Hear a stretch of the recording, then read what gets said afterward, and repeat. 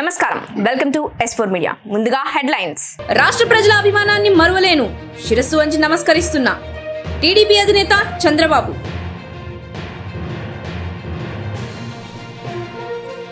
ఉద్యమాన్ని విరమించిన అమరావతి రైతులు bye bye అంటూ నినాదాలు.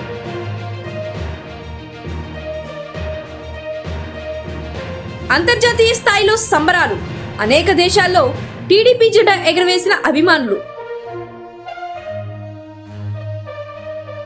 గెలిచిన శాసనసభ్యులతో భేటీ అయిన పవన్ కళ్యాణ్, ప్రజా సమస్యల పరిష్కారానికి తొలి ప్రాధాన్యత ఇవ్వాలని పిలుపు. ఇక డీటెయిల్స్ లోకి వస్తే, గన్నవరం విమానాశ్రయంలో టీడీపీ అధినేత జాతీయ అధ్యక్షుడు నారా చంద్రబాబు నాయుడు ఢిల్లీ పర్యటన నేపథ్యంలో పోలీసులకి టీడీపీ నాయకులకు మధ్య వాగ్వాదం చోటు చేసుకుంది. టీడీపీ కార్యకర్తలపై పోలీసులు దుర్భాషలాడిన నేపథ్యంలో వివాదం చోటు చేసుకుంది.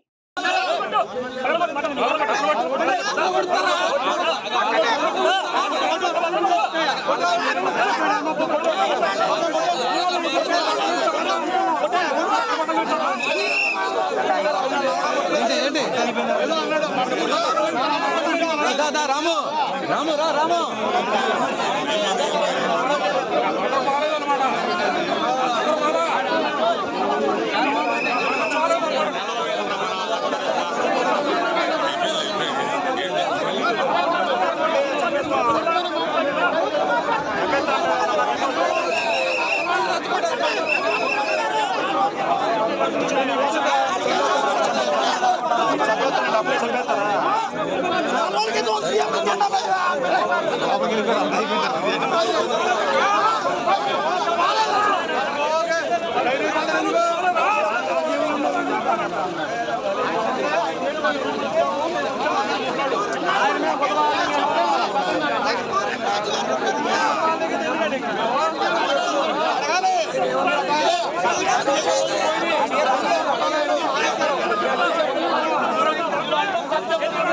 చట్టాన్ని ఉల్లంఘించి మమ్మల్ని ఇబ్బంది పెట్టిన ప్రతి ఒక్కరిపై చట్ట ప్రకారం విచారణ, శిక్షలు ఉంటాయని తెలిపిన ఎమ్మెల్యే నారా లోకేష్.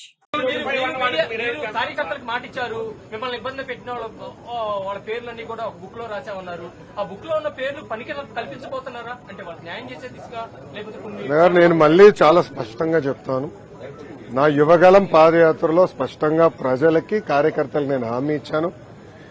ఏ అధికారులు, వైకాపా నాయకులైతే చట్టాన్ని ఉల్లంఘించి ప్రజల్ని, తెలుగుదేశం పార్టీ కార్యకర్తలు ఇబ్బంది పెట్టారో వాళ్ళపైన ఎంక్వైరీ చేస్తాం. అధికారులకు సంబంధించిన విధంగా జ్యుడిషియల్ ఎంక్వైరీ చేస్తాం. ఎంక్వైరీ నివేదిక మేరకు సర్వీస్ నుంచి డిస్మిస్ చేసి జైలుకు పంపించడానికి కూడా నేను వెనకాడను అని ఆనాడు ప్రజలకి చెప్పా, కార్యకర్తలకు చెప్పా. అది ప్రజలు ఒప్పుకున్నారు. అందుకే ఈరోజు ఎప్పుడు లేని విధంగా మనకు మ్యాండేట్ వచ్చింది. తప్పనిసరిగా ఇచ్చిన మాట, ఇచ్చిన హామీ నేను నిలబెట్టుకుంటాను. ఇప్పుడు ఆనాడు శాసనసభ సాక్షిగా మా తల్లిని అవమానించారు. అది తట్టుకోలేక చంద్రబాబు నాయుడు గారు ఆనాడు శపథం కూడా చేశారు. మళ్లీ ముఖ్యమంత్రిగా ఈ సభలో అడుగు పెడతానని ఆనాడు చెప్తాం జరిగింది. ప్రజలు అది గమనించారు. అందుకే ఇలాంటి మ్యాండేట్ మాకు ఇచ్చారు. మీరు ఈ ఎన్నికల ప్రచారంలో కానివ్వండి, గతంలో మేము అధికారంలో ఉన్నప్పుడు కానివ్వండి, ఎప్పుడు కుటుంబ సభ్యులు జోలికి వెళ్ళలేదు. వ్యక్తిగతంగా దొంగ కేసులు పెట్టి ఉన్న జైలుకు పంపించే ఆలోచన మాకు గతంలో లేదు, ఇప్పుడు కూడా లేదు. ఏమైనా తప్పులు చేస్తుంటే చట్టాలు దాని పని చేసుకుంటూ వెళ్తాయి తప్ప మేము ఎక్కడ ప్రజల్ని ఇబ్బంది పెట్టాలనో వైకాపా నాయకులపైన కక్ష సాధింపు చేయాలనేది మా ఆలోచన కానే కాదు. కాబోయే ముఖ్యమంత్రి చంద్రబాబు నాయుడును రాష్ట్ర chief secretary Jawahar Reddy, DGP Harish Kumar Gupta చంద్రబాబును ఆయన నివాసంలో మర్యాదపూర్వకంగా కలుసుకుని ధన్యవాదాలు తెలిపారు. మన ప్రభుత్వం ఏపీ అభివృద్ధి కోసం, హింసా రాజకీయాల కోసం కాదు అని గురజాల శాసనసభ్యులు ఎర్పతనేని శ్రీనివాసరావు అన్నారు. వైసీపీ చేసిన అరాచకాలను తలుచుకుని ఏ విధమైన విద్వేషాలకు పోయి గొడవలు పెట్టుకోవద్దు అని తన కార్యకర్తలకు పిలుపునిచ్చారు. ప్రతి ఒక్కరూ పోలీసులకు సహకరించాలని ఆయన కోరారు. గురజాల నియోజకవర్గం, తెలుగుదేశం, జనసేన, బీజేపీ శ్రేణులందరూ కూడా విజ్ఞప్తి. నిన్న ఒక అరాచక ప్రభుత్వాన్ని ఇంటికి పంపించడంలో మీ అందరూ కూడా సైనికుల్లాగా పనిచేశారు. 5 సంవత్సరాల వైసీపీ అరాచక పరిపాలనకి నిన్న ఫుల్ స్టాప్ పెట్టారు. మీరు పడ్డ అవమానాలు, ఇబ్బందులు, హత్యా రాజకీయాలు అన్నీ కూడా నాకు తెలుసు. దానికి ప్రతీకారం తీసుకోవడం కాదు మన ఉద్దేశం. మీరెవరు కూడా ప్రత్యర్థి పార్టీల మీద దాడులు చేయడం కానీ, లేకపోతే ఎక్కడ విగ్రహాలు ధ్వంసం చేయడం కానీ, ఎలాంటి హింసకు కూడా పాల్పడద్దు. వాళ్ళ అరాచకానికి మనం అభివృద్ధితోని సమాధానం చెప్దాం. మన ప్రభుత్వం ప్రమాణ స్వీకారం, ముఖ్యమంత్రిగా ప్రమాణ స్వీకారం చంద్రబాబు గారు చేసిన తర్వాత అందరం కలిసి ఎవరైతే 5 సంవత్సరాల అరాచకానికి పాల్పడ్డారో చట్ట ప్రకారం వాళ్ళ మీద చర్యలు తీసుకునేటట్టు కూడా మనం చేద్దాం. దయచేసి అందరూ కూడా సమయాన్ని పాటించండి. వీళ్ళందరూ కూడా పోలీస్ డిపార్ట్మెంట్కి సహకరించండి. వాళ్ళు చేసిన తప్పులు మనం చేయొద్దు. ముందు ప్రజాస్వామ్య ప్రభుత్వం, మన ప్రభుత్వం అభివృద్ధిని కోరుకునే ప్రభుత్వం, వాళ్ళగా అరాచకం కోరుకునే ప్రభుత్వం అనేది కాకూడదు. దయచేసి అందరూ కూడా సమయాన్ని పాటించి పోలీస్ డిపార్ట్మెంట్కి సహకరించాల్సిందిగా కోరుతున్నాను. వైసీపీ నేత ముద్రగడ పద్మనాభం సంచలన ప్రకటన చేశారు. పిఠాపురంలో పవన్ ను ఓడిస్తానని సవాల్ చేసి ఓటమి చెందానన్నారు. త్వరలో పేరును పద్మనాభరెడ్డిగా మార్చుకుంటానని చెప్పారు. గెజిట్ పబ్లికేషన్ కోసం అంతా రెడీ చేసుకున్నానని వివరించారు. కాగా పవన్ ను ఓడించకపోతే తన పేరును పద్మనాభరెడ్డిగా మార్చుకుంటానని ఆయన ఎన్నికల ముందు శపథం చేసిన విషయం తెలిసిందే. ఈ మధ్య జరిగిన ఎన్నికల్లో పరాజయం జగన్మోహన్ రెడ్డి గారికి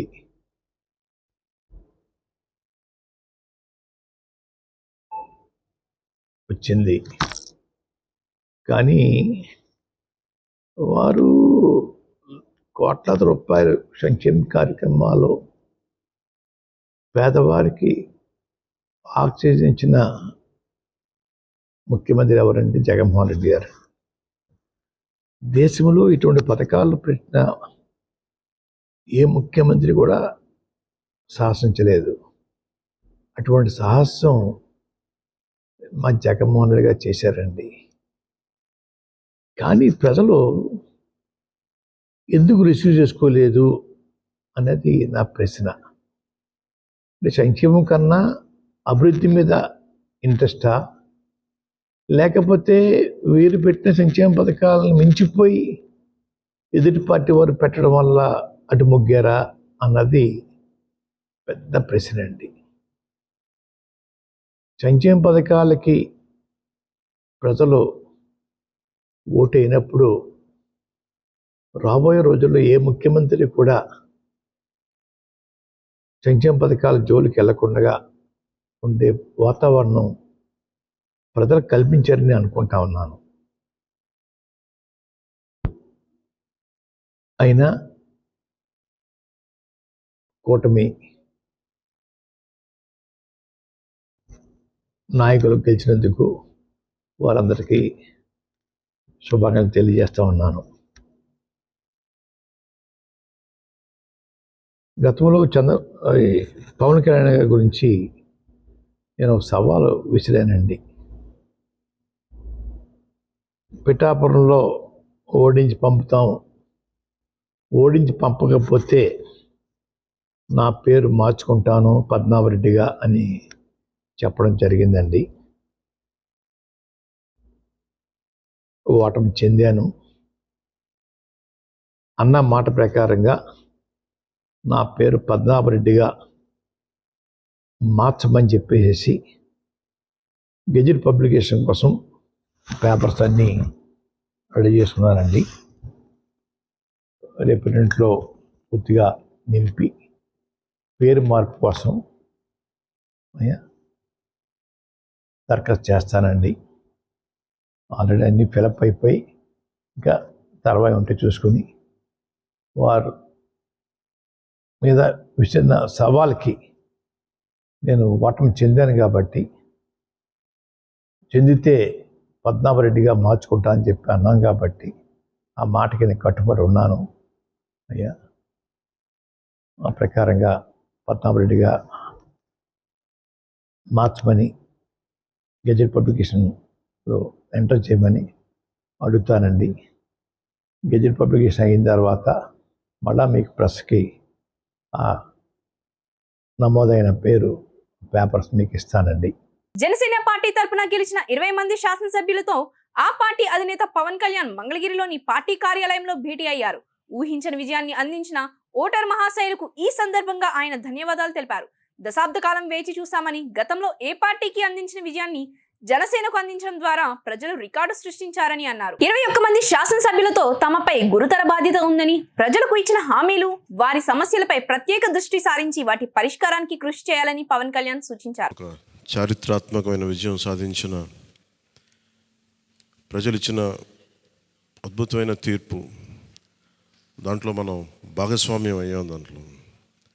సో మీ అందరూ అద్భుతమైన మెజారిటీతోటి, బలమైన మెజారిటీలతోటి మన 21 స్థానాలు పోటీ చేస్తే 21 స్థానాలు అద్భుతంగా గెలిచాం. 2 పార్లమెంట్ నియోజకవర్గాలు గెలిచాం.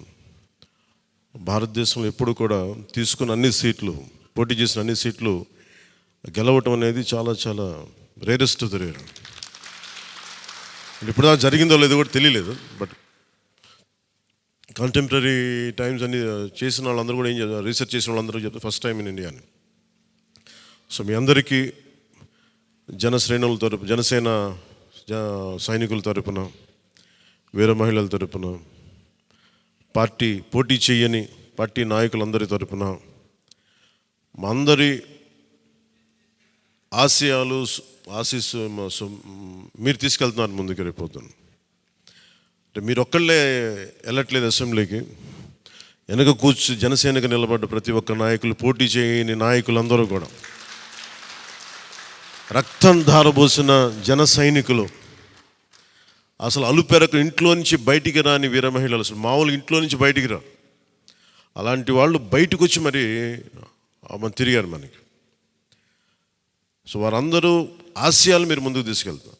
మన పార్టీ నాయకులు, జన సైనికులు, వీర మహిళలు, మన మద్దతుదారులు కాకుండా 5 కోట్ల మంది ప్రజల ఆకాంక్షల్ని మీరు అసెంబ్లీలోకి తీసుకెళ్తాను. మీరు దాంట్లో నేను కూడా భాగస్వామ్యం అయినందుకు మనస్ఫూర్తిగా నేను ధన్యవాదాలు తెలియజేస్తాను. ఒక చిన్నపాటి ఒక మార్పు జరగాలి, ఒకటి సాధించాలంటే ఎంతమంది పని చేస్తే తప్ప ఒక చిన్నపాటి మార్పు రాదు. అలాంటిది ఒక కీలక 5 కోట్ల మంది ప్రజలకు సంబంధించిన భవిష్యత్తు. ఈరోజు జనసేన విజయం, టీడీపీ విజయం, భారతీయ జనతా పార్టీ విజయం ఏ స్థాయికి వెళ్ళిపోయింది అంటే, కేంద్ర ప్రభుత్వం అధికారంలో కూడా చాలా కీలకమైన ఒక, అంటే ఈరోజు మన అందరం కష్టపడింది, ప్రజలందరూ మనకి నమ్మకం ఉంచి మన నమ్మకం పెట్టి మనం నిలబడి ఉంచింది, ఇది మర్చిపోలేదు. ఇప్పుడు దాకా పొలిటికల్ ప్రాసెస్లో గత 10 దశాబ్ద కాలంలో మన ముఖ్యంగా లాస్ట్ అర దశాబ్దం కాలంలో ఏ స్థాయిలో చూసాం. మనం ఒక కొత్త ప్రెసిడెంట్ ఇవ్వాలి పాలిటిక్స్కి. వ్యక్తిగత దోషం లేని, వ్యక్తిగత క్యారెక్టర్ని అసాసినేట్ చేయని పాలిటిక్స్. ఈ మార్పు ఏదో రావాలి. ఎందుకంటే టీవీల్లో సినిమాలకి సెన్సార్ ఉంటుంది, టీవీలకి సెన్సార్ ఉండదు. సినిమాలు ఎవరన్నా కూర్చోబెట్టి ఏదైనా మాట్లాడితే, మన ఈవెన్ అసెంబ్లీలో మాట్లాడితే రికార్డు నుంచి తొలగిస్తారు. నాయకులు బయటకు వచ్చి మాట్లాడితే రికార్డు నుంచి తొలగించలేదు. చిన్నపిల్లలు ఉంటారు, కుటుంబాలు ఉంటాయి, అని చోట మర్చిపోతాం మనం. సో అందుకని మనమే స్వీయ బాధ్యత తీసుకోవాలి, పర్సనల్ బాధ్యత మనమే తీసుకొని చేయాలి. అసలు అద్భుతమైనది ఏంటంటే, ఓడలు బండ్లు అవుతాయి, బండ్లు ఓడలు అవుతాయి అనడానికి నేను చాలా కాలం ఇదే వేదిక మీద చాలాసార్లు చెప్పాను. అంటే ఇది మనం నిన్న సభలో కూడా మాట్లాడమని చెప్తా ఉంటే, ఇది మనం ఇళ్ళకి కానీ పండగ కాదు, పండగ చేసుకునే సంబరాలు చేసుకునే సమయం కాదు, చాలా బాధ్యతగా ఉండే సమయం. ప్రజలు చాలా చాలా ఎక్కడెక్కడి నుంచో, మారుమూల నుంచి, ఎక్కడ యుఎస్ఏ నుంచి వచ్చి కూడా ప్రాణాలు కోల్పోయి, అసలు రాత్రనక పగలనక తిండి తినక ఒక్కొక్కరు పనిచేసిన విధానం ఇవన్నీ కదిలించేసినాయి. సహజంగా విజయం రాగానే అందరికీ ఏముంటుందంటే ఒక అతిశయం వచ్చేస్తుంది. అలాంటి అతిశయం మన ఎవరికి, నాకు లేదు, దయచేసి మీరు ఎవరు పెట్టుకోకుండా, నా రిక్వెస్ట్ ఇది ఒకనమాట. ఎందుకంటే మనందరికీ ఇది వచ్చేస్తుంది, అది నేను కాదనట్లేదు. కానీ దాన్ని అధిగమించి ఎదిగే కొద్దీ ఒదిగి ఉండాలి అనేది మనం నిలబడి చూపిద్దాం, పాటించి చూపిద్దాం. ఎందుకంటే నిజంగా జనం అలసిపోయారు. ఒక కొత్త తరహా రాజకీయం చూద్దాం, పాత విలువలతో కూడిన రాజకీయం చూద్దాం. అది మనం చేసి చూపించాలి, ఆ దారి వెంట నడిచి చూపించాలి. జనసేన ఆ రోజు నేను మాట్లాడితే, అంటే ఇది భగవంతుడు కరుణించాలి, ఇదేదో నేను పెట్టిన వ్యూహమో గొప్పతనమో నేను చెప్పట్లేదు. కానీ భగవంతుడి కరుణ, తల్లి కరుణ, ప్రజల ఆశీస్సులు, మద్దతు, 2019లో ఒక్క సీటు కూడా ఉన్నది అటు ఇటు కాని పరిస్థితుల్లో ఈ రోజున జనసేన ప్రధాన ప్రతిపక్షంగా అసెంబ్లీలోకి అడుగు పెట్టబోతుంది. మీ అందరికీ దానికి సంబంధించి ప్రత్యేకించి శుభాకాంక్షలు. రాష్ట్రంలో మునుపెన్నడూ అందుకోని విజయాన్ని తెలుగుదేశం పార్టీ సాధించింది. ఈ విజయాన్ని రాష్ట్ర వ్యాప్తంగానే కాకుండా అంతర్జాతీయ స్థాయిలో టీడీపీ అభిమానులు, పార్టీ శ్రేణులు సంబరాలు చేసుకుంటున్నారు. గతంలో చంద్రబాబు అరెస్టుతో జాతీయ స్థాయిలో ఆందోళనలు నిర్వహించిన విషయం తెలిసిందే. ఇప్పుడు రెట్టింపు ఉత్సాహంతో తమ అభిమాన నాయకుడు తిరిగి కాపోతున్న ఆనందంలో అనేక చోట్ల సంబరాలు చేసుకున్నారు.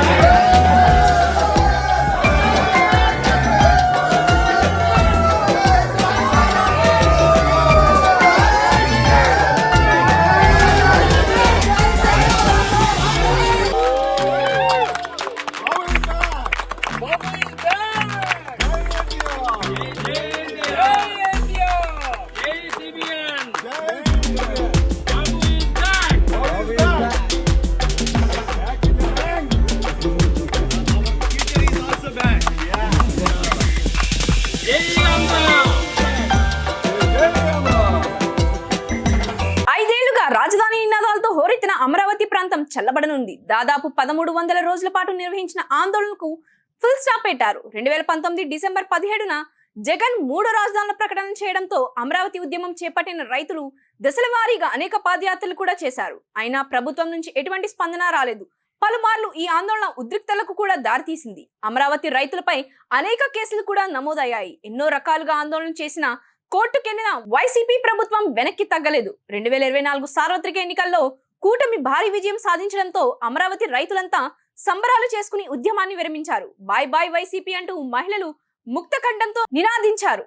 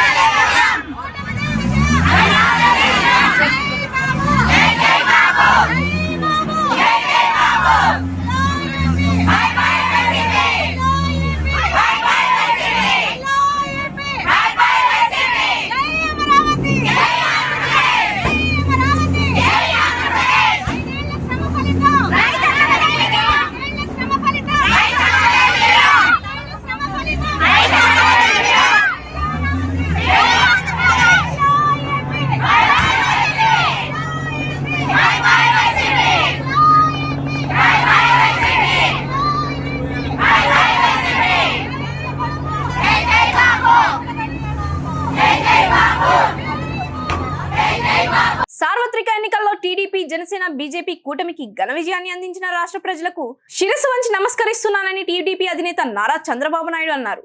ప్రజలు గెలవాలి, రాష్ట్రం నిలవాలి అని మా పిలుపునందుకు ప్రజలు అనూహ్య మద్దతు ఇచ్చారన్నారు. కూటమి నేతలు, కార్యకర్తలు సమిష్టి కృషి వల్లే ఈ విజయం దక్కిందని ఆయన అన్నారు. ప్రజలు ఇచ్చింది అధికారం మాత్రమే కాదని ఇది ఒక ఉన్నతమైన బాధ్యత అని స్పష్టం చేశారు. ఫలితాలు వెలువడిన అనంతరం మొదటిసారి ఉండవల్లిలో తన నివాసంలో బుధవారం మీడియా సమావేశం నిర్వహించారు. ముందు మీడియాకి, అదే మరి రాష్ట్ర ప్రజలందరికీ ధన్యవాదాలు. శిరస్సు వంచి నమస్కారాలు తెలియజేస్తున్నా. ఎందుకంటే నా సుదీర్ఘమైన రాజకీయ యాత్రలో ఈ 5 సంవత్సరాలు చూసిన ప్రభుత్వాన్ని నేను ఎప్పుడూ చూడలేదు. ఒక రంగం అని కాదు, ఒక వ్యవస్థని కాదు, ప్రజాస్వామ్య వ్యవస్థలన్నీ ఏ విధంగా ఇబ్బంది పడ్డాయో, ఏ విధంగా నిర్వీర్యం చేశారో మనం అన్ని చూసాం. అయితే మా ధ్యేయం ఒకటే, ప్రజలు గెలవాలి, రాష్ట్రం నిలబడాలి. దీనికోసం ఎన్ని త్యాగాలైనా సరే చేసి మళ్లీ భావి తరాల భవిష్యత్తు కోసం ముందుకు పోవాలని చెప్పి వెళ్ళాం. నేను చాలా ఎన్నికలు చూశాం. 10వ ఎన్నిక నిన్న. అంటే ఇన్ని ఎన్నికలు చూసినా, అంటే ఎన్నికలు చూడడమే కాకుండా ఈ ఎన్నికలన్నీ at the helm of affairs ఉండి ఎప్పటికప్పుడు సమీక్షలు గాని ఇవన్నీ నిర్వహించడం కూడా చేశాం. రాజకీయాల్లో ఒడుకుదొడుకులు సాధారణంగా ఉంటాయి. ఎవరు శాశ్వతం కాదు. దేశం శాశ్వతం, ప్రజాస్వామ్యం శాశ్వతం, రాజకీయ పార్టీలు శాశ్వతం, అధికారం అశాశ్వతం. రాజకీయ పార్టీలు కూడా సక్రమంగా ఉంటే మళ్లీ ప్రజలు ఆదరిస్తారు. లేకపోతే రాజకీయ పార్టీలు కూడా చాలా పార్టీలు కనుమరుగైపోయినాయి. వ్యక్తులు కనుమరుగైపోయారు, రాజకీయ పార్టీలు కనుమరుగైపోతాయి. కానీ ఇంత హిస్టారికల్ ఎలక్షన్ నేను ఎప్పుడు చూడలా. నా జీవితంలో చాలా ఎలక్షన్స్ ఫేస్ చేస్తే కానీ వేవ్ కనపడేది, వ్యతిరేకత కనపడేది. కానీ ఈ ఎలక్షన్లో ఎక్కడో అమెరికాలో ఉండే వ్యక్తి ఒక 5 లక్షలు 10 లక్షలు ఖర్చు పెట్టుకొని నేను రావాలి, ఓటేయాలి, ఈ రాష్ట్రం నిలబడాలి, ప్రజలు గెలవాలి అనే ఆవేదనతో వచ్చారు. ఎక్కడో పక్క రాష్ట్రాల్లో ఎక్కడో కడుపు నిండడం కోసం కూలి పనులకైనటువంటి వ్యక్తులు, పాచి పనులు చేసుకునే వ్యక్తులు సొంత డబ్బులు పెట్టుకొని నేరుగా ఇక్కడ రైల్వే స్టేషన్లో చూస్తే, బస్ స్టాండ్లో చూస్తే భోజనం కూడా ప్యాక్ చేసుకొని తీసుకొచ్చి ఇక్కడ భోంచేసి ఓటేసే పరిస్థితికి వచ్చారు. ఈ కమిట్మెంట్ ని ఏ విధంగా వర్ణించాలో నాకైతే అర్థం కాదు. ఏ విధంగా వాళ్ళని అభినందించాలో కూడా అర్థం కాని పరిస్థితి. అనేక ఎన్నికల్లో అనేక అనుభూతులు చూశాం. కానీ మేము అన్ని ఎన్నికల కంటే ఇది ఒక తెలుగుదేశం పార్టీ చరిత్రలో, ఆంధ్రప్రదేశ్ రాష్ట్ర ప్రజల చరిత్రలో సువర్ణాక్షరాలతో లిఖించదగ్గ ఎన్నిక. ఇది ఒక హిస్టారికల్ ఎన్నిక. ఎన్నికల్లో అద్భుత విజయం సాధించిన జనసేనకు మరో గుడ్ న్యూస్ రానుంది. ఈ ఫలితాలతో గాజు గ్లాస్ గుర్తును ఆ పార్టీకి ఈసీ శాశ్వతంగా కేటాయించనుంది. పర్మనెంట్ గుర్తు కావాలంటే అసెంబ్లీ, లోక్సభ ఎన్నికల్లో 6% చొప్పున ఓట్లు రావాలి. కనీసం 2 ఎమ్మెల్యే, 1 ఎంపీ సీటు గెలవాలి. ఈ ఎన్నికల్లో 21 ఎమ్మెల్యే, 2 ఎంపీ స్థానాలు దక్కించుకోవడంతో సింబల్ టెన్షన్ తీరిపోయింది. త్వరలోనే ఈసీ అధికారికంగా ఆ పార్టీకి గ్లాస్ గుర్తు ఇవ్వనుంది. మాచర్ల మాజీ ఎమ్మెల్యే పిన్నెల్లి రామకృష్ణారెడ్డిపై పోలీసులు నిఘా పెట్టారు. ఎస్పీ ఆదేశాలతో ఆయన ఇంటి చుట్టూ మఫ్తీలో పహారా కాస్తున్నారు. కోర్టు ఆదేశాల ప్రకారం పిన్నెల్లిని రేపు అదుపులోకి తీసుకోనున్నట్లు సమాచారం. ప్రస్తుతం పిన్నెల్లి నరసరావుపేటలోని అనిల్ కుమార్ యాదవ్ నివాసంలో ఉన్నారు. వార్తలు ముగించే ముందు హెడ్లైన్స్ మరోసారి. రాష్ట్ర ప్రజల అభిమానాన్ని మరువలేను, శిరస్సు వంచి నమస్కరిస్తున్నా టీడీపీ అధినేత చంద్రబాబు.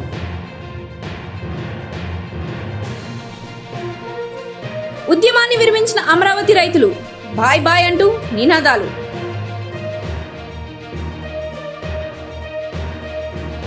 అంతర్జాతీయ స్థాయిలో సంబరాలు. అనేక దేశాల్లో టీడీపీ జెండా ఎగురవేసిన అభిమానులు. గెలిచిన శాసనసభ్యులతో భేటీ అయిన పవన్ కళ్యాణ్. ప్రజా సమస్యల పరిష్కారానికి తొలి ప్రాధాన్యత ఇవ్వాలని పిలుపు. ఈ వార్తలు ఇంతటితో సమాప్తం. నమస్కారం. తిరిగి రేపటి బులెటిన్లో మళ్ళీ కలుద్దాం.